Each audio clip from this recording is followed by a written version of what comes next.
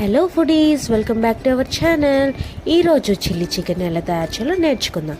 మనకు కావాల్సిన ఇంగ్రీడియంట్స్ ఇవి: చికెన్లో salt, black pepper, white pepper, cornflour and egg white వేసి బాగా కలుపుకోవాలి.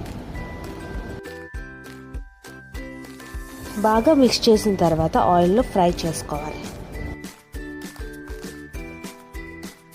ఇప్పుడు ఆయిల్లో garlic, ginger, chilli, onions, capsicum వేసి లైట్గా ఫ్రై చేయాలి. ఇప్పుడు salt, pepper, chilli sauce, tomato sauce, soya sauce, vinegar వేసి బాగా మిక్స్ చేయాలి.